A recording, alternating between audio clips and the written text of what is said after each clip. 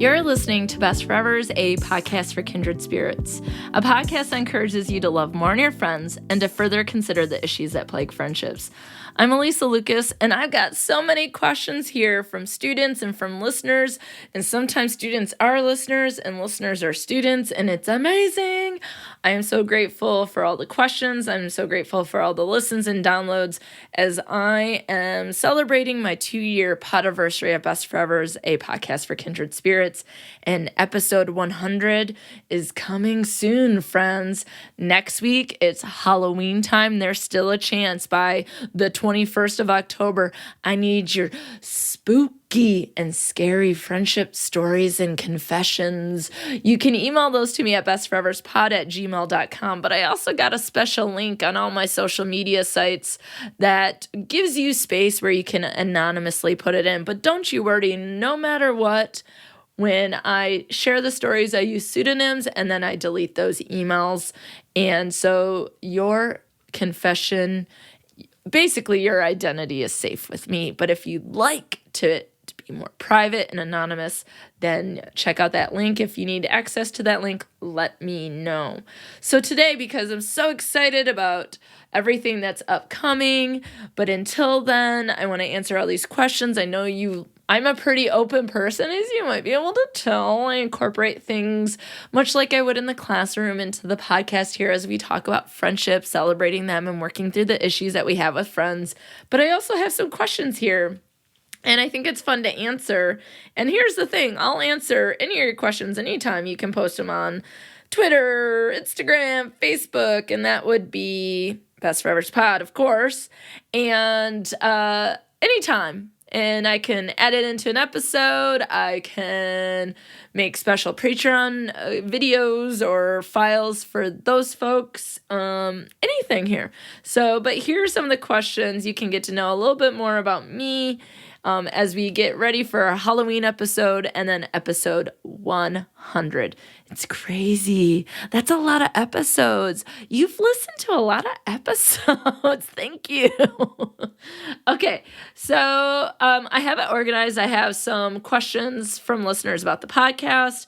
I have questions about relationships and friendships, some that are personal, and then some fun questions. So that is the order of last episode and this episode. So here we go.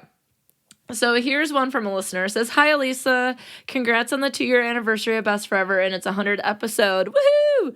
So my AMA, okay, don't forget AMA means Ask Me Anything, for the episode is this: how do you think you've evolved as a friend from high school to college to present?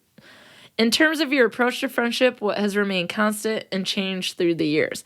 This is an awesome question. So first off, thank you for sending in the question, but also thank you for being a loyal listener to Best Forevers.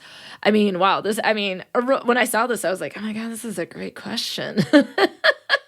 And so I would say that I've always loved friendship, but I think that when I was a younger friend, I didn't know how to manage things that I'm better at managing now.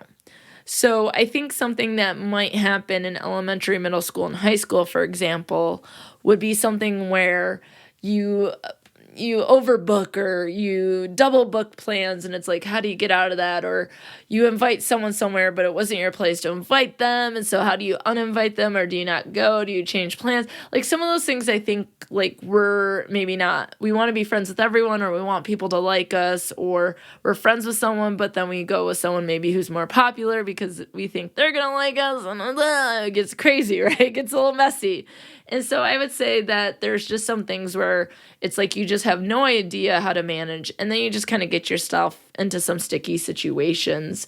I would also think that like in college, I learned a lot from a coworker and a friend. Her name is Kat. And what I learned from her was that I don't have to pick up or respond to every single text message that I get, and a friend doesn't have to be everything. So it means that with a friend, I don't have to tell them everything and anything and do all that. They don't have to be I shouldn't feel obligated to do everything and be everything to this one person, that we have multiple friends. And so that's something like, I use terms like best friend or dear friend and close friend, but truly it is about like, we have lots of different friends. This friend helps us understand computers and we talk about sports. And this person over here, we go and get coffee. And this person, we talk about our favorite podcasts. And this person, we manifest together. And this friend, we have these different people. And I think that when I had a conflict with a friend in college, I felt like that I was the problem and that I had to stay in that friendship because that person, I had to be everything to them and they were everything to me and I had to share everything with them and I had to spend time with them even when I wasn't happy or where I thought they were mistreating me. And that's something that I think that I've definitely changed. And I would say in the present that I am much more mindful that we have to maintain our friendships. We can't let them go. Like life, what's the line for Ferris Bueller's Day Off? Is like life moves pretty fast. If you don't stop and look around a while, you might miss it. And I think that's the case. Like we get wrapped up in work and hobbies and kids and partners and all these other things that we sometimes forget about our friends. And so that I would say is something that I am more mindful of and try to encourage in nearly every episode, ways that we can manage our friendships, either working through the problems or finding some way to have time together. And then it says sort of what has remained constant, that I've always loved friends. Friends are the best. And that I think that I've always been good at making friends or just been, and some people might not be skilled. I think that's something else I've learned is that it can be really hard to make friends. And even someone who's skillful in making friends, there are some times that we might not be able to have a lot of friends or it's more difficult to do so. But I would think that maybe my skill in making friends is because I cared about those relationships so much. But, I mean, this is a great question, something that I think would be a great episode topic. And so I definitely want to sort of think about this more, add more in. Maybe I can interview people or hear some stories from listeners about how you think you've evolved. And like I said in last week's bonus episode, that I'm going to have my parents come on and we're going to talk about what I was like as a friend over the years. So that's my point of view. And then so we'll be able to hear my parents' point of view, which I'm sure is wrong, but right if it was good. We'll see. We'll see.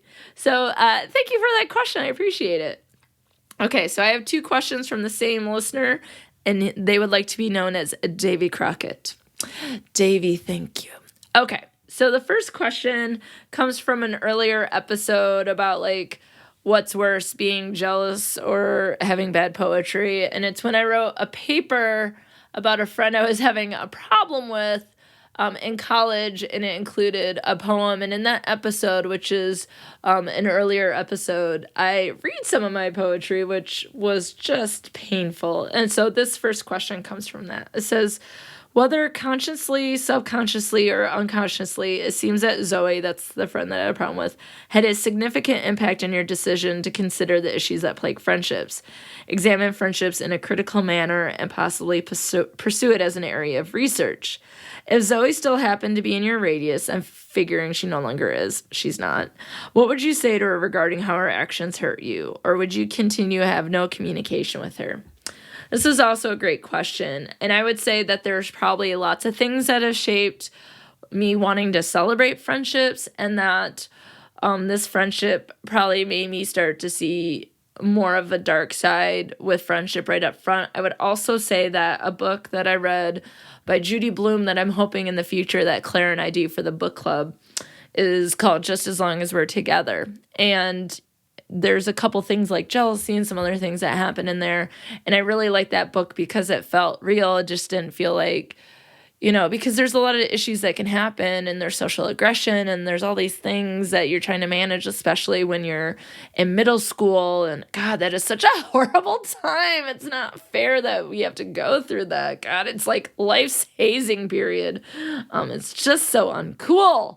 But I think that book, and then probably that friendship, and then learning more about communication at Michigan State from my teachers and starting to do research that's where I started developing more of an understanding of dark side, and now I teach the class, and so it's more front and center. But I would definitely say that she played at least some portion in me studying this area.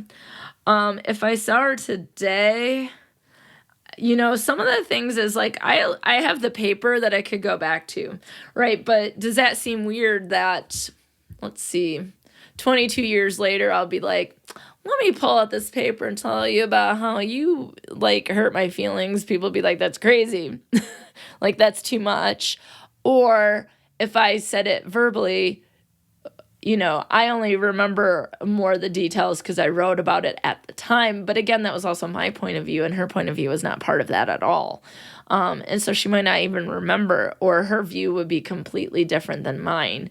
And I think that what I would end up doing is that so much time and friendship has happened since then that I probably would not discuss it unless she brought it up. And what I would actually see if she was in my area would be a hello and how are you doing? Hope you're well. And I think it's because I don't think there's anything else that her and I need to explore. And I think sometimes that happens. Like, I think, that cheesy, like, time heals all wounds. Well, maybe it's not so cheesy, or it's just one of those things, like, it's not as important to me as it was for, college age Alysa. And so much has changed since then that, that perhaps, I feel like I have closure. And if she felt like she didn't, maybe that's something that we could discuss. But I don't think it would be necessary at this point because I don't see it as her being a part of my life. Like, I don't see her being a friend of mine again. So, but I don't wish her any harm. It would be really neat to hear what she's been up to, what interest she's had in life, how she might have changed. So I can see it being like 10, 15-minute conversation, maybe running into someone when you're at coffee shop or at the bookstore. You say hi, talk to them for a couple minutes, and then move on. I think that's probably what it would do. Okay, so Davy's second question is based on the episode We All Have That One Teacher. And I want to say that was after Gareth Reynolds, and he was 25, so it's probably in that range. Okay, I always remember his because it was like the 25th episode. And because he's my favorite podcast, it's fine. Whatever. Don't worry about it. So it says, on that podcast, you mentioned that you wanted to work as a screenwriter, but in that profession, quote, you got to write. You have talked about being a scholar and essays you've written for publication, so you have gone on to write in your career. What prevented you from pursuing screenwriting other than you got to write? And what types of television, film stories did you envision writing? So I think it's one of those things where it was probably cool to be a screenplay writer. Me and my brothers were really into movies, and I know, like, my family and I, we would go to the movies a lot. And so I think that was just something that felt natural because of how we spent time together.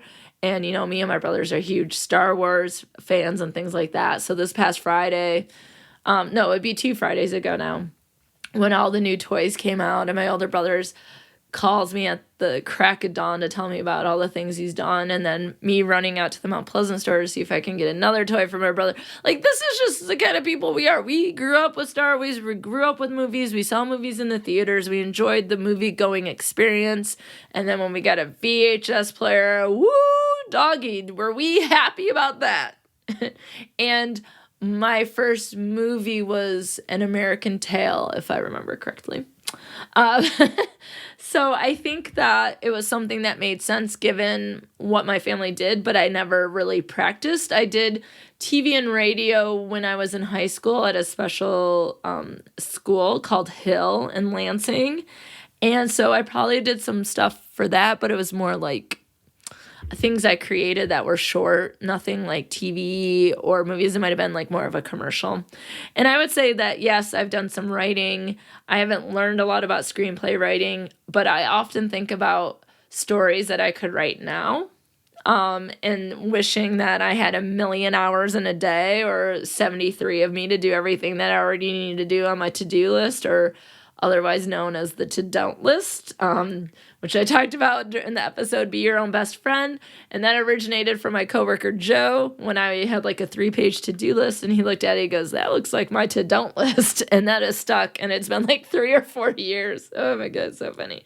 So it's like one of those things, like I often don't think that I have time, and I do have time. I probably should just turn the TV off and do something else, or maybe, as I talked about last week, being a procrastinator, maybe I could figure out ways to do long-term projects. I often think of stories that are related to friendship that I could write. And this might be surprising because I don't like scary movies, but I have an idea for sort of a scary story situation that's inspired by real events very loosely. So here's the thing. I always have ideas. It's whether or not they're executed and whether or not they're prioritized. So, but thank you for those questions. And thank you, Davey, for being a loyal listener and bringing up questions from early episodes. You can ask me anything, friends. Like if it wasn't something that I wanted to answer, I just wouldn't answer it. But in general, I'm pretty open to answering questions. And so my friend Amber, she was on the Murderino Frienderino. Nope, I don't think she was. I don't think she's been on a Best Forevers episode now that I think about it. She's been on 3 of my Fatalities episodes. So if you're into true crime, I would say definitely check that podcast out. But also specifically her episodes, because she tells me some crazy stories.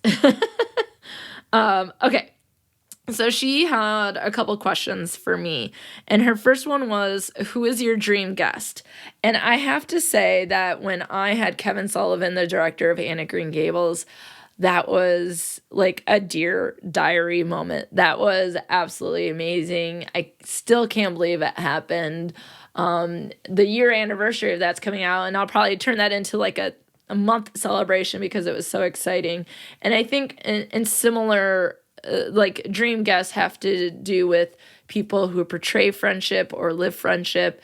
And so some of them, like, they're big fish, so to speak, right? Like, so I would love the actress who played Anne in Anne of Green Gables, Megan Fellows, to come on. I think that would be amazing.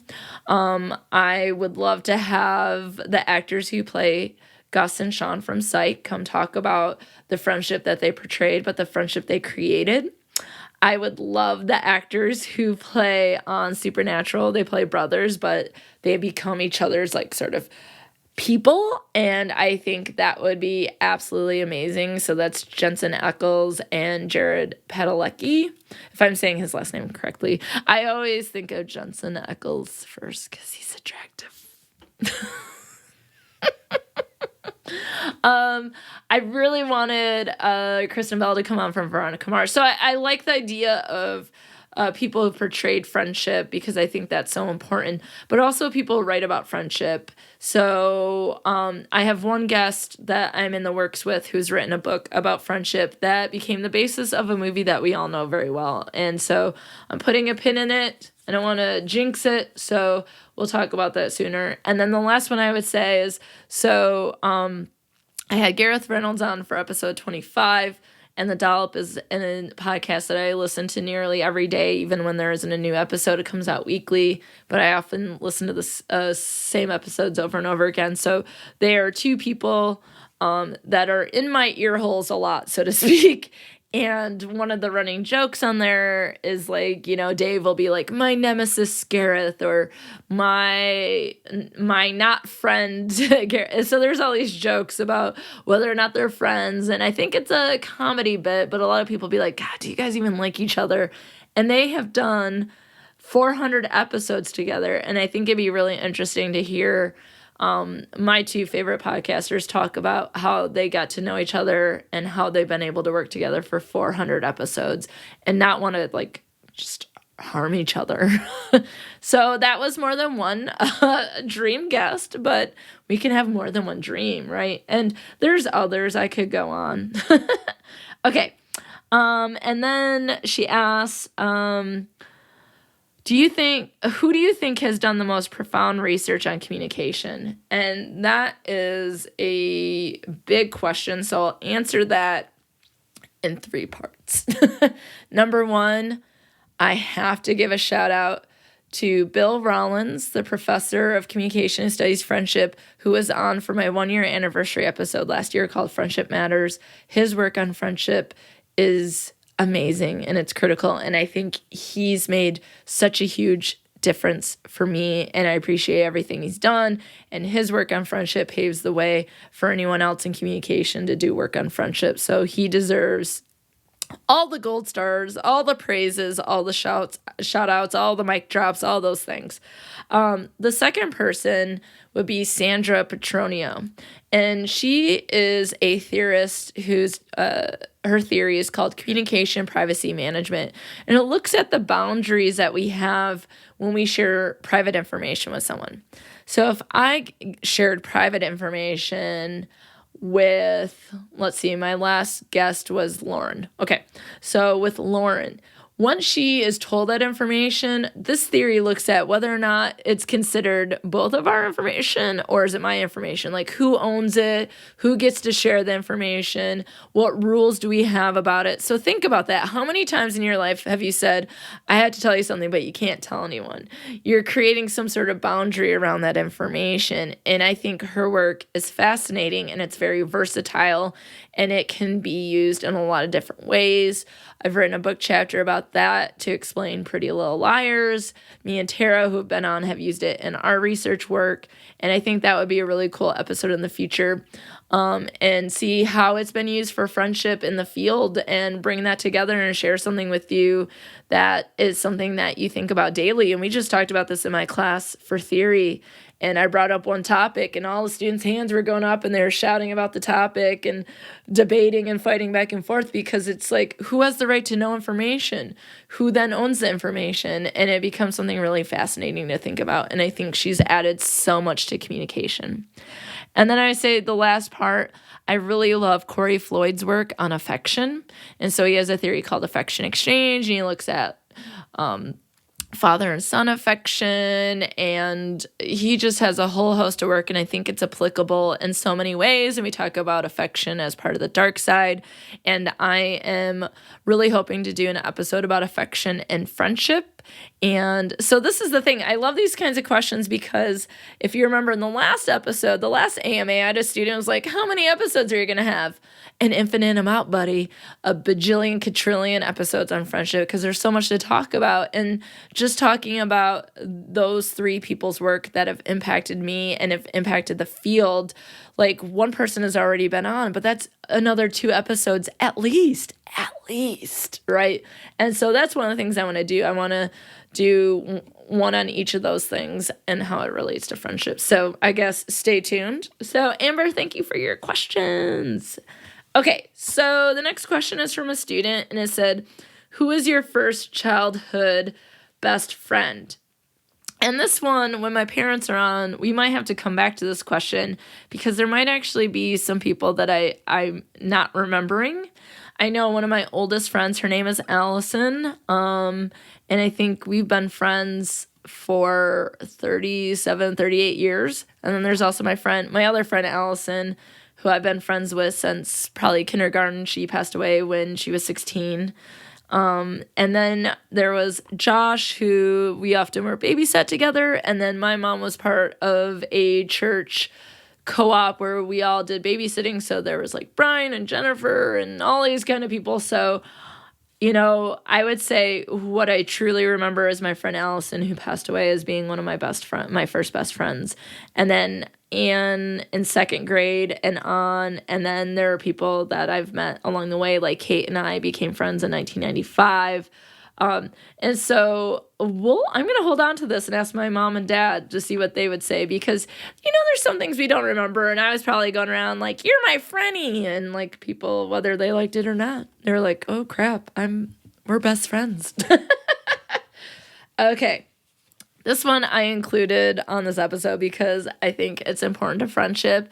And I have 2 cats, as you know, because Rooney and Ferguson are often part of this. We know that Ferguson is the producer and Rooney just, stares at us with judging eyes.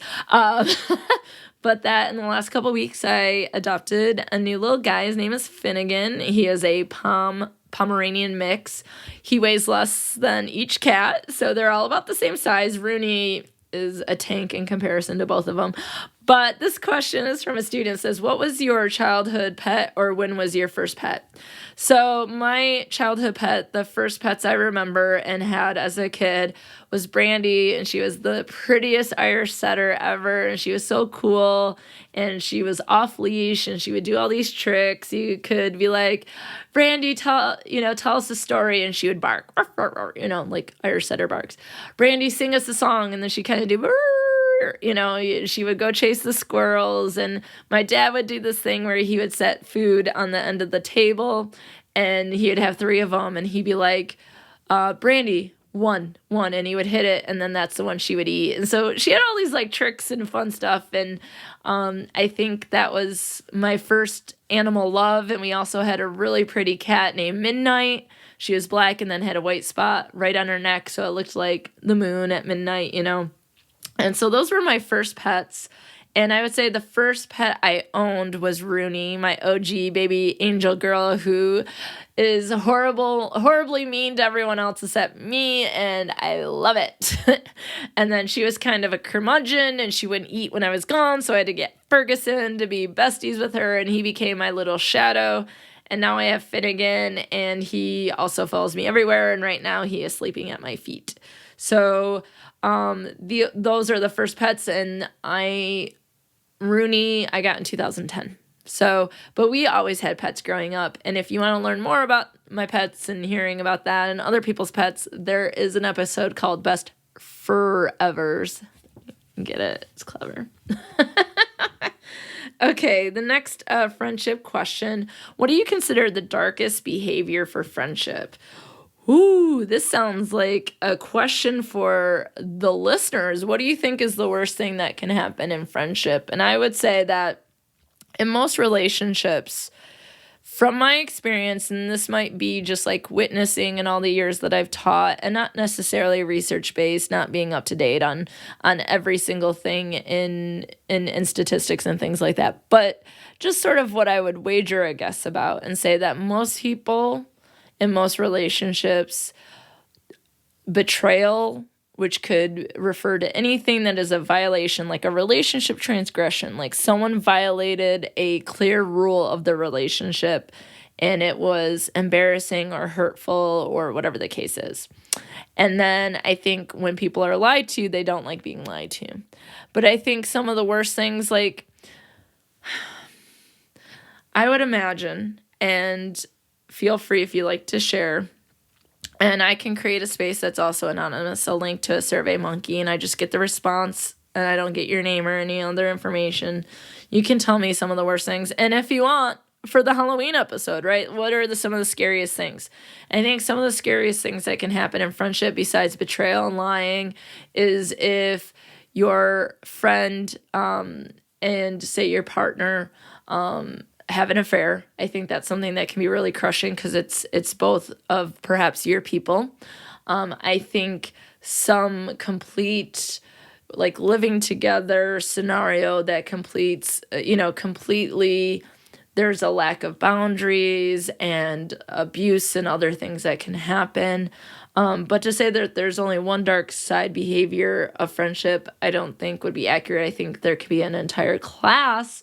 Oh, I would love that, to be able to talk about the darkest things that can happen in friendship. But I think that there are toxic friendships. I think there's social aggression.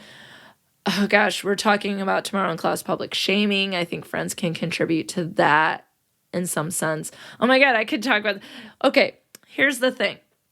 This is what we're going to do, because AMAs and questions and the stories that people write in spark episode ideas. So then maybe we can have a countdown of some of the darkest behaviors. And so we can do a vote online. What do you think? Maybe you write in some stuff, and then I'll cover some of those topics as well. But I think those are some of the worst things. And I can imagine feeling rejected is one of the worst things that can happen in a friendship too. Oh my God, there's so much. See, kid who asked me last week when a podcast is going to end? Never. Okay, so here's some more personal questions. Who's your biggest inspiration that influences you to be the best that you can be? And this is an awesome question from a current student. So thank you, student who asked that. And she also has another fun question. So I'm going to put that back in the fun question pile. And I would say that there have been many people over many years that have inspired me to be the best that I can be. And I think, that starts with my parents. I think that continues with my siblings, my brothers. And I think that has been something that has been communicated to me over years through teachers, because teachers are sweet baby angels that we need to protect and pay more. K through 12. Oh my God. More respect, more money, more everything. They deserve the world, because what they do to be sure that all of their kids can get through and are loved and kept safe and learn things and inspired to do the next stage of life. I mean, we have amazing teachers, and I can say that has also been the case, and that my friends inspire me to be the best that I can be. And one of the neat things is that joining the podcast community, that making friends here, that there are a lot of people who are encouraging and make me want to be the best that I can be as well. And I think that could be a really cool episode too. Like, who are the top 5 friend influencers, or who are the top 5 people that influence us to be our best? And I think a lot of those might be friends. So I think that's a great question without like naming all the names of people and going through everything. I would say, it starts at home, continues in school, continues with friends. And that I think that one of the things that we can do with friendship especially is continue throughout life and look and make friends that continue to be supportive, lift us up, don't push us down, are excited about our successes, not trying to make us fail, and really encourage and challenge us to be better than we are. Those are the kind of friends that we need. So, love that question. Okay. What is your greatest dream? Oh my God. You guys, I think this might be harder than what's the purpose of life question. What is your greatest dream? I mean, honestly, I probably wouldn't have a job, but I wish that people could have the healthiest and happiest relationships that they could ever imagine. I wish that for everyone. And so that is the greatest dream for everyone. For myself, that I have somehow made a difference, and that the things that I've done aren't for naught. Does that make sense? Like, that my greatest dream is that I can also be happy, healthy, and safe. And I have lots of ideas. I don't want to give everything away. So I have some dreams, and some of them are related to the podcast, and some of them are not quite ready to reveal. But I have some dreams about where I'd like to go with some of the things that I'm doing. And I'm really excited about where it's going. But in general, I think that everyone, including myself, deserves to be happy, healthy, and safe. That's what I dream. Okay, she also has some fun questions. I'll put that in another pile. Ha!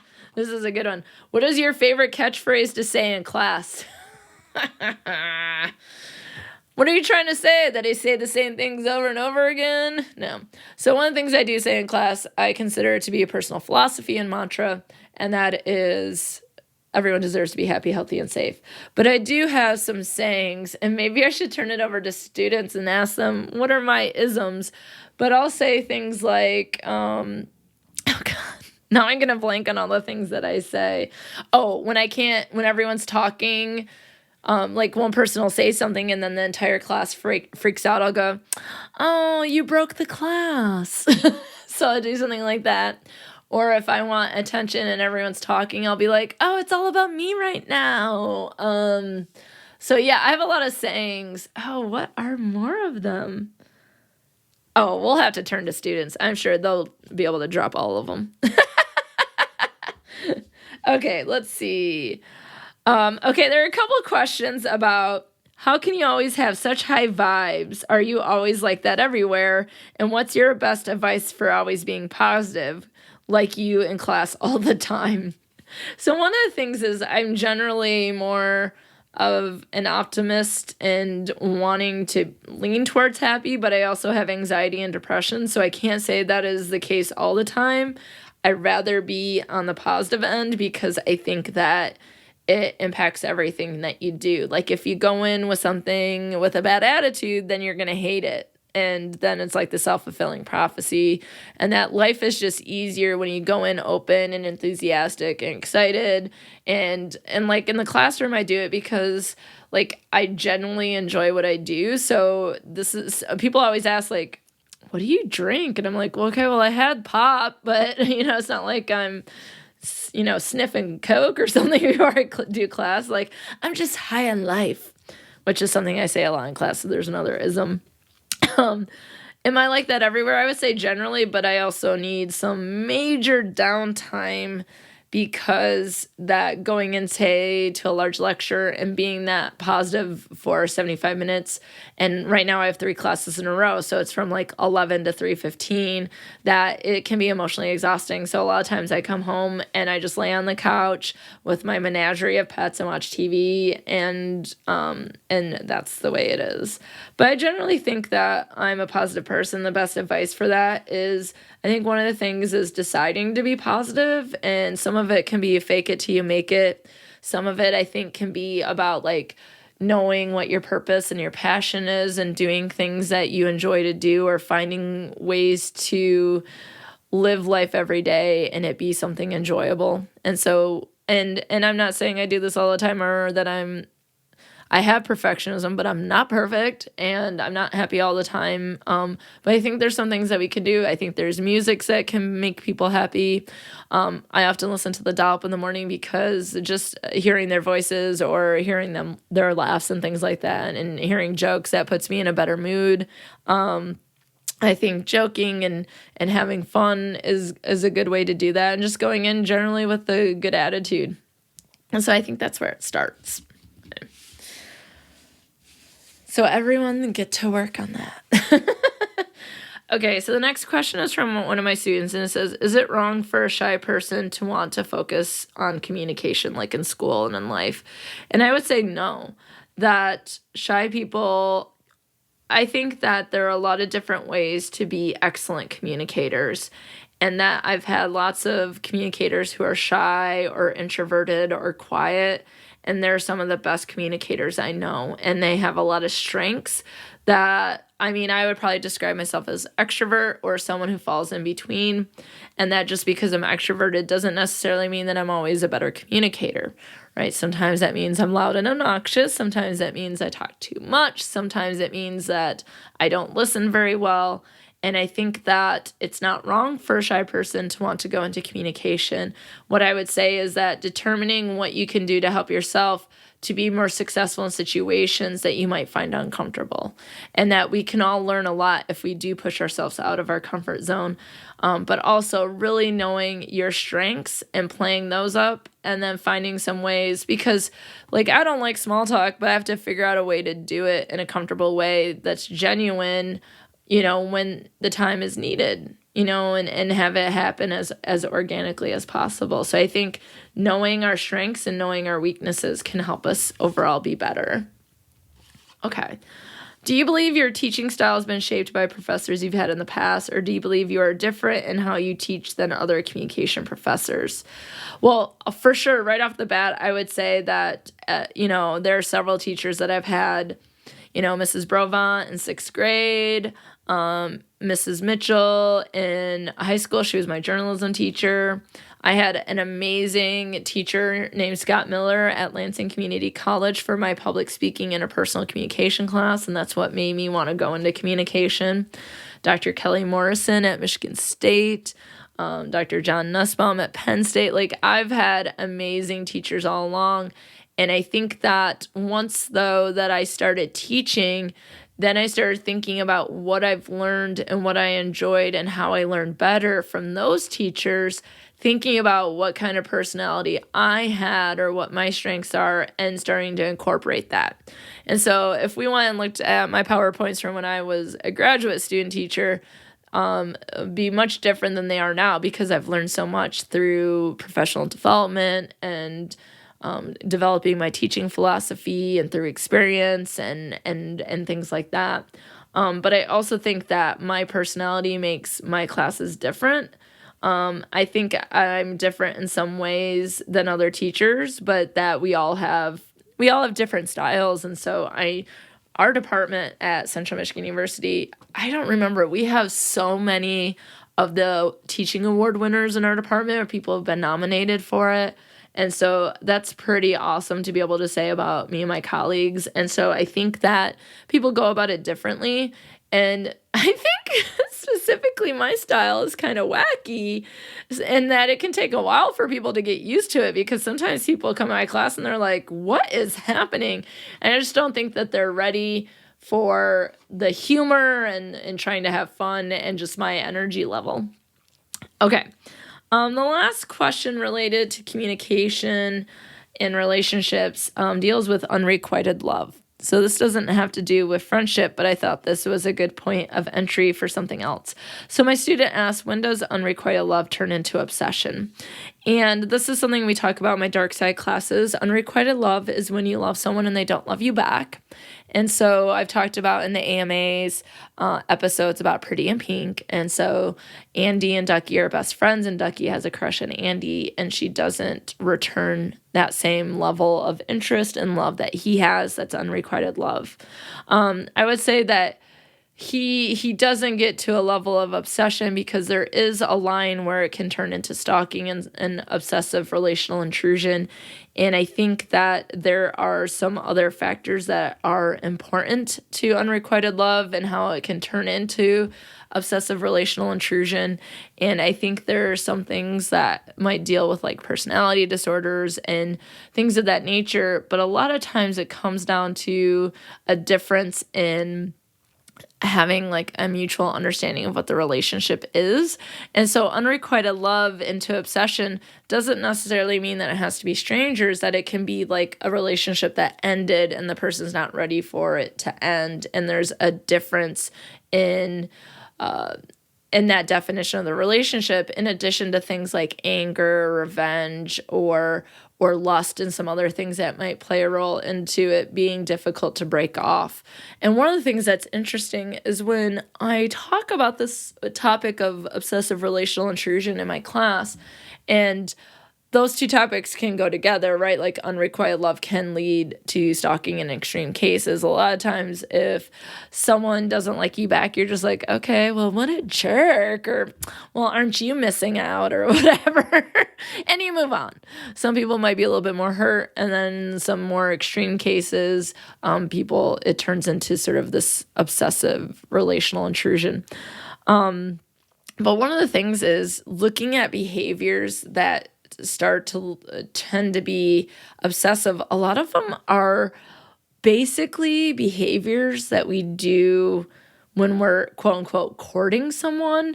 It's whether or not our perception of the person who's doing those behaviors. So if it's someone that you said no to and they're doing behaviors, then you're probably going to find them inappropriate. But if you're doing the behaviors and you think they're cute, then it's completely different.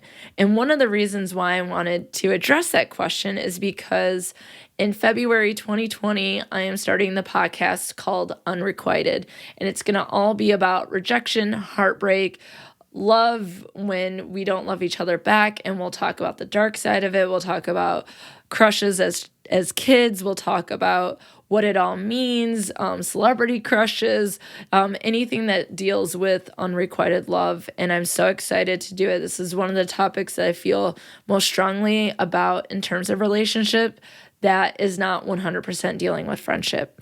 And friendship can apply here. We'll talk about that, but most likely it deals with romantic love or romantic feelings. And I think we all know that feeling of heartache.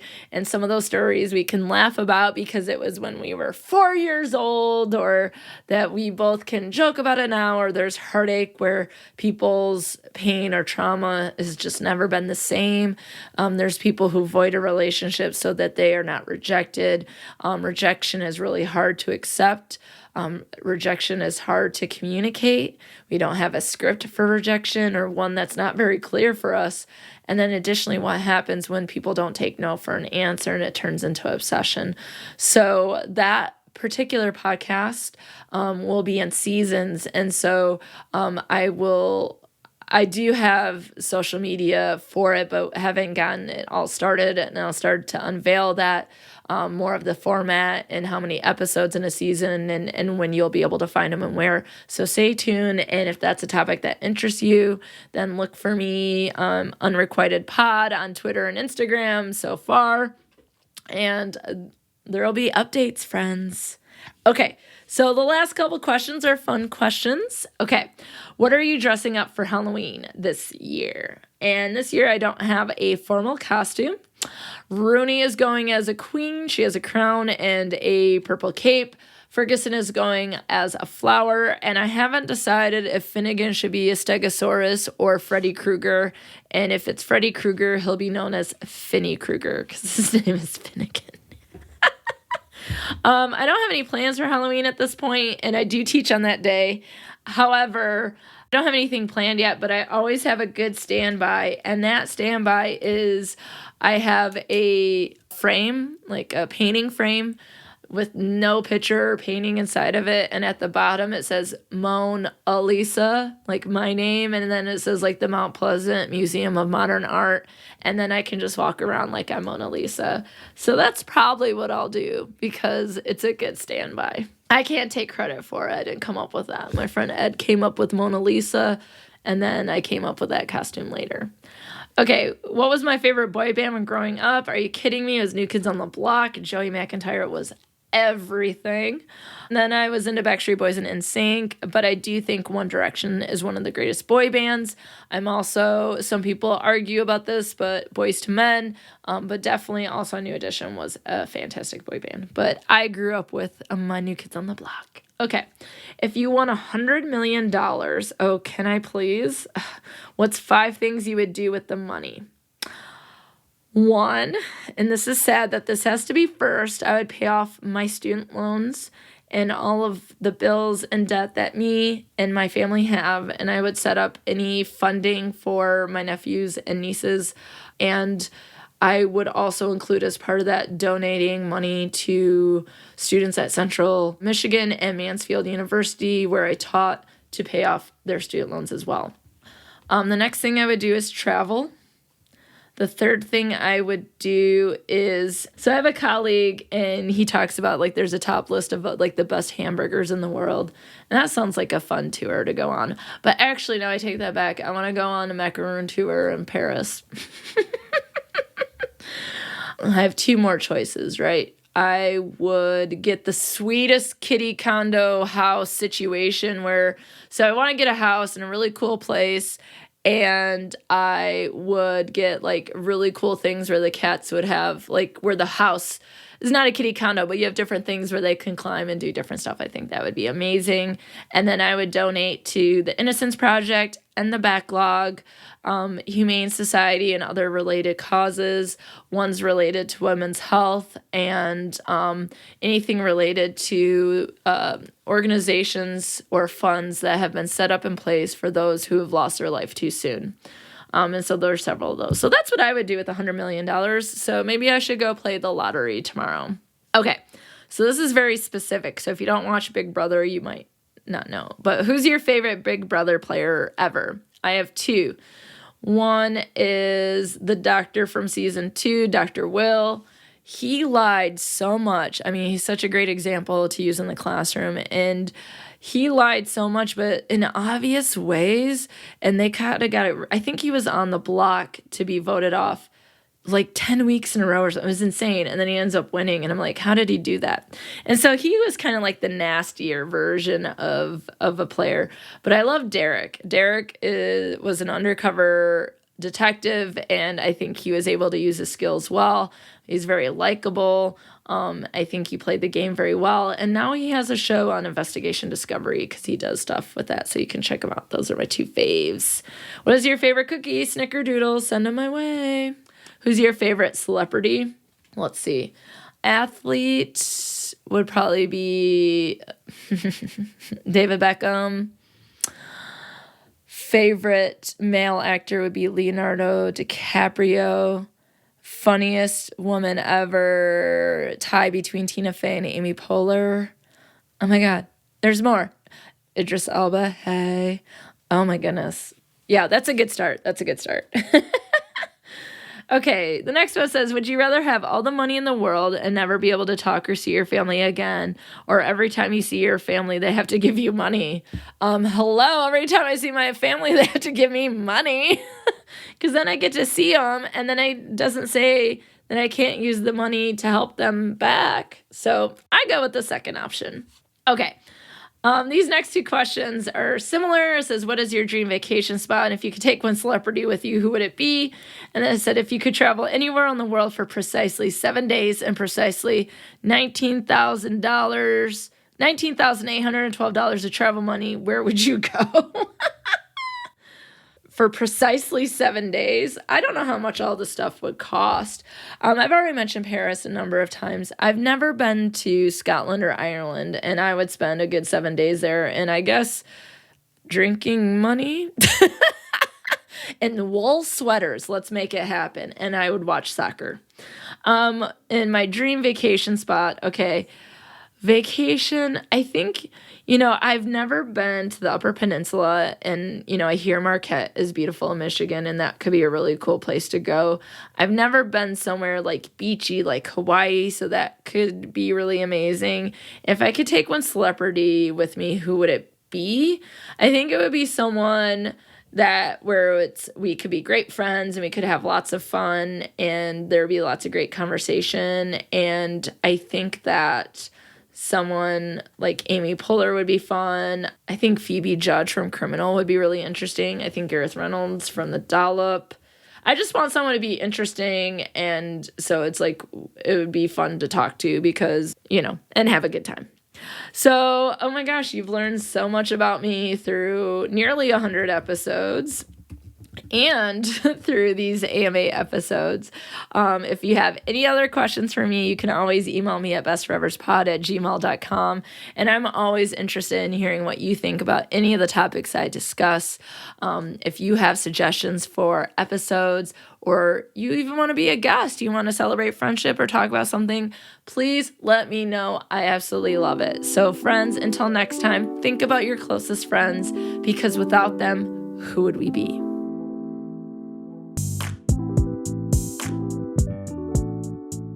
Listening to Best Forevers. If you like what you hear, be sure to subscribe, rate, review, and of course, share with a friend.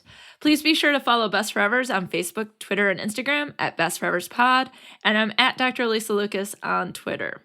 You can always find the podcast webpage for more information at bestforeverspod.com, and share your stories of friendship by emailing me at bestforeverspod@gmail.com. And if you'd like to support the movement to love on our friends more, check out the podcast on patreon.com/bestforeverspod. Now, friends, check out this recommended podcast that you must get in your ear holes immediately.